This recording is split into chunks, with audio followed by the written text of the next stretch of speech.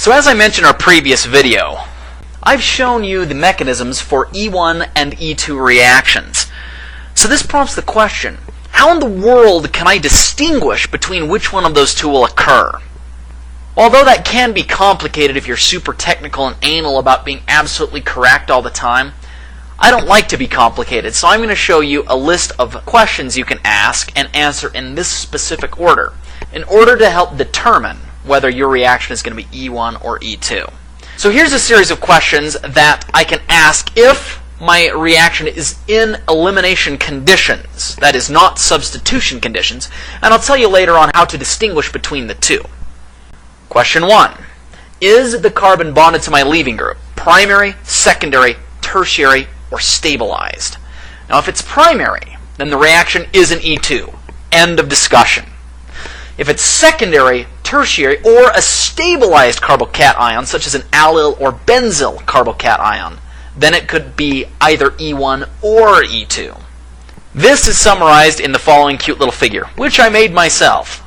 Once again, if your leaving group is stuck to primary carbon, it can only be E2 under elimination conditions. If it's stuck to tertiary, secondary, or stabilized carbocations, then it could be potentially any of the above. Now, if it happens to be one of those scenarios, then we have to move on to our next question. Question number 2, which says, is my base strong or weak? Now, you might ask, how in the world do I tell the difference?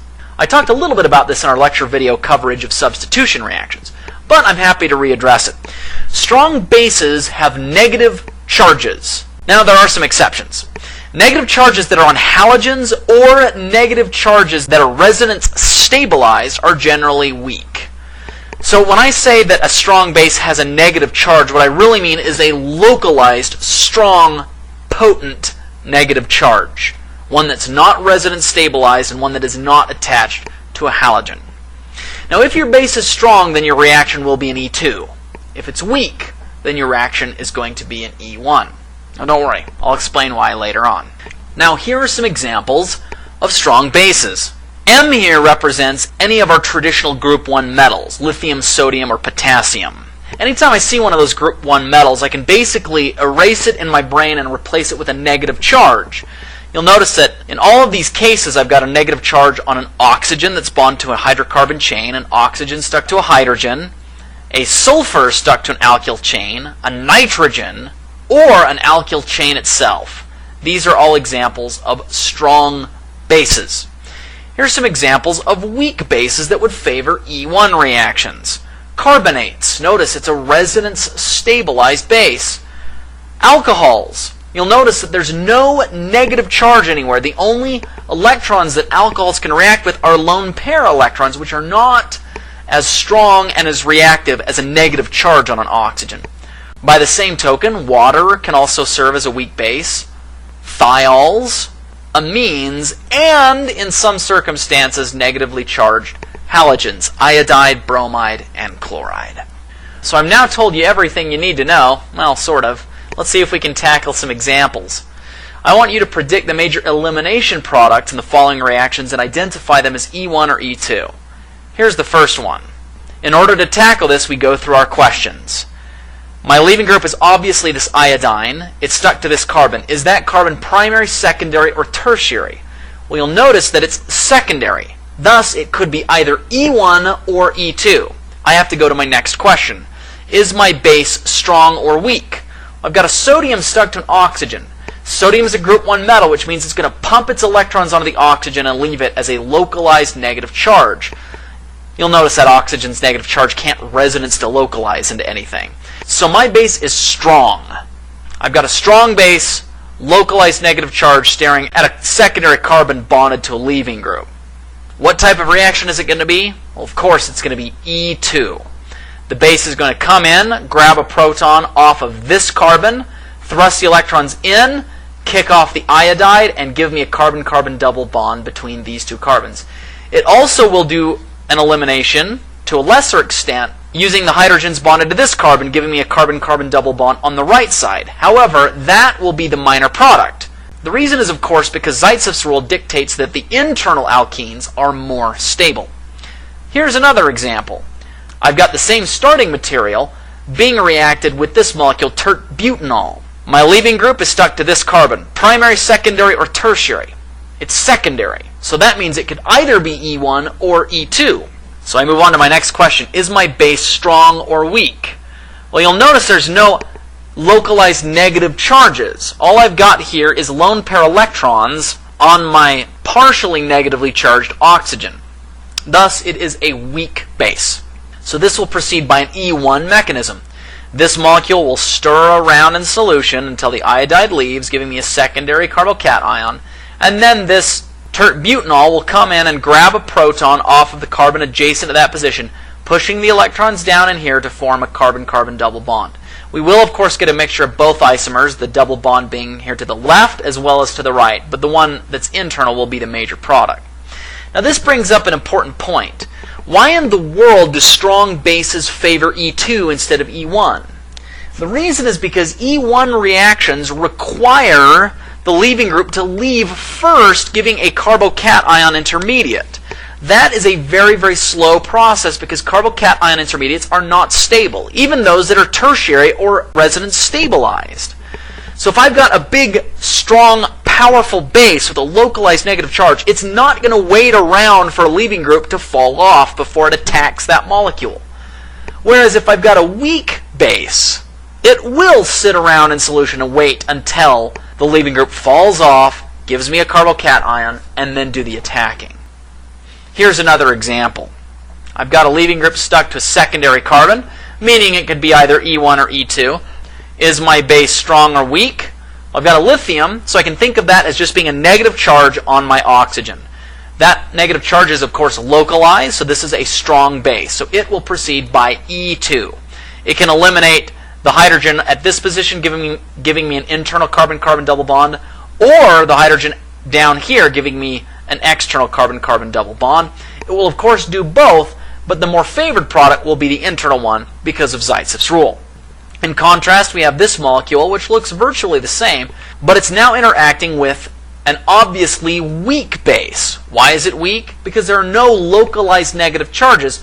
I just have lone pair electrons on this oxygen that is partially negatively charged. So what happens? It sits around in solution, lazily stirring until this bromide leaves, giving me a carbocation at this position. Now you'll note in this particular case, I can get carbocation rearrangements by having a 1,2 hydride shift from this carbon over to this position. Thus I'll have the internal tertiary carbocation, and my base will come in, grab an adjacent proton to give me an internal carbon-carbon double bond at this position, or a terminal carbon-carbon double bond up here or out here. The internal one will, of course, be favored by Zaitsev's rule. This example is slightly different because I've shown you some stereochemistry. Now I want you to remember that in an earlier slide in my previous lecture, I told you that you can only eliminate hydrogens that are adjacent to your leaving group in an E2 circumstance when that hydrogen is trans to the leaving group and in the same plane as the leaving group. Thus, when elimination occurs here, it will either only give the Z or the E product depending on what the orientation is of each of these stereocenters when I achieve that trans coplanar status between the adjacent hydrogen and my leaving group. I'll let you see if you can figure out which way this one goes. Now contrast that with this example in which I have the opposite stereo configuration at this position. Once again, the same logic will apply. I have to figure out where the rotation is going to be around this bond when this iodine is trans and coplanar with the hydrogen at the beta carbon here. When that orientation is achieved, it will dictate whether or not my final alkene product is Z or E. I will let you do that one on your own, but I counsel you that it would be useful to attempt to do these problems using a molecular model that you build yourself. Now, if you guys want to buy an expensive model kit, they are available. If you want to be cheap like me, you can just use marshmallows and toothpicks. I now want to show you some more interesting examples. Let's pretend that I asked you this question. Predict the major products of following E2 reactions. Here's the first one. You'll notice I've got my leaving group chlorine right here in the middle, and this hydroxide base could do an elimination to the left of the chlorine or to the right of the chlorine. And the question is, which one is going to happen? Well, you'll notice that if it did it to the right of the chlorine, the product that I would get is this one over here. Now this one over here has the more substituted alkene. That is to say, it is the alkene product I would predict would be the major product under Zaitsev's rule. But you'll notice by what I've written here that it is not the major product. It's the minor product. The major product is actually the one that has the alkene to the left. Why in the world is that true? Is what I've been telling you about Zaitsev's rule up to this point just a lie? No, it's not. There's something very special about having the alkene at this position versus this position over here that I hope you can spot. Don't worry, I'll point it out to you in just a minute after I show you another example. Here's one in which I've got a leaving group bromine here, and once again I could potentially do an elimination to the left of it or to the right of it. Here are the products I would get. If I do it to the left, I get the alkene at this position. If I do it to the right, I get the alkene at this position. The alkene to the right would be the more stable alkene according to Zaitsev's rule, and yet it's the minor product. Why in the world is that the case? Well, the reason, once again, is because there's something special about having the alkene here that makes it even more stable than having the more substituted alkene over here. And what is that special thing? Why are these two products our major products here and here? The reason is because these two products have conjugated double bond systems. This is encapsulated in the next sentence I've written here. Conjugated alkene products are preferred over more substituted alkene products. So don't use Zaitsev's rule to predict the major product when conjugated alkene systems can be formed. You'll notice that in our first example, by eliminating to the left, I get a conjugated diene. Whereas if I eliminated to the right to get the more substituted Zaitsev's product, I do not get a conjugated diene. The conjugated diene is more stable. Similar thing applies over here, except this is not a conjugated diene. This is a double bond conjugated to a benzene ring. You can think of it as being kind of like a conjugated tetraene. The point is, these conjugated double bond systems are very, very stable. Even more stable than having the competitive, more substituted double bond scenario. In an earlier example, you might remember that I pointed out that in E1 scenarios, we can get carbocation rearrangements. Here's another one. I've got a bromine attached to this position, and it's reacting with a weak base, methanol. No localized negative charges on this, thus it's going to proceed by an E1 mechanism. It stirs around in solution, this bromine falls off, and gives me a secondary carbocation here. Now, what in the world can happen next? Well, you'll note that if I have a hydride march from this position and plug itself into this carbocation hole, it gives me this molecule. This is a secondary allylic carbocation, which is way more stable than a secondary carbocation. Hence, this 1,2 hydride shift does occur. When my weak base, this methanol, eventually gets around to doing the elimination, it does so with this more stable carbocation intermediate to give me this product. Here's another scenario. I've got a chlorine at this position being reacted under E1 conditions. That is, I've got a weak base, methanol, stirring in solution. This chlorine takes off, gives me a secondary carbocation here. What can happen? Well, this methyl group can walk next door and plug this hole, giving me this tertiary carbocation intermediate, which is more stable than the secondary. Now, this isn't just any boring kind of tertiary carbocation. In addition to being a tertiary carbocation, this is also a benzylic tertiary carbocation. That is, I can resonance delocalize this positive charge at 3 additional positions in this benzene ring. So this is very, very much more stable than the secondary carbocation, all through this 1,2 methyl shift. When my weak base, the methanol, gets around to doing an elimination, the final product that I end up getting is this one. So what's the point of this slide? The point of the slide is, under E1 conditions, a leaving group takes off first and gives me a carbocation. Because of that, I can have 1,2 methyl or 1,2 hydride shifts if doing so will give me a more stable intermediate prior to getting to the final elimination product. That does not occur with E2 reactions. With E2 reactions, there's no carbocation intermediate formed. All that occurs is a base comes in, grabs a proton, pumps the electrons down, kicks off the leaving group, and all in one fell swoop. Wha-bam! Because there's no carbocation intermediate in an E2 reaction, there's no possibility for a 1,2 hydride or 1,2 methyl shift. There's another nuance we need to consider when we think about E2 reactions. As I've mentioned earlier, in order for an E2 reaction, the bonds of the eliminated groups, this hydrogen that's getting removed and the leaving group, which is abbreviated as X here, have to be in the same plane. However, they also have to be anti to each other. So I cannot do an elimination if my hydrogen that's going to be eliminated and my leaving group are both pointing in the same direction, in other words, cis to each other. They have to be trans to each other or anti to each other as drawn in this Newman projection. Now, not only do they have to be anti to each other, they also have to be in the exact same plane. Well, why in the world does that matter? I'll show you momentarily, but remember the take-home message. Syn elimination, which is shown at the left, doesn't really work. Anti-elimination, shown at the right, does, under E2 circumstances. Here's another view of that. I want you to imagine that my leaving group is stuck to this carbon, and the hydrogen to be eliminated is stuck to this carbon. If this hydrogen and this leaving group are both in the same plane as each other, but are cis to each other, this would be called syn elimination. And remember, syn is bad. You cannot do this type of elimination.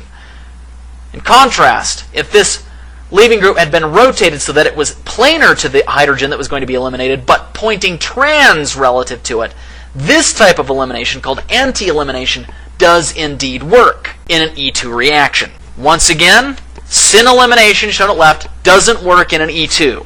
Anti-elimination does.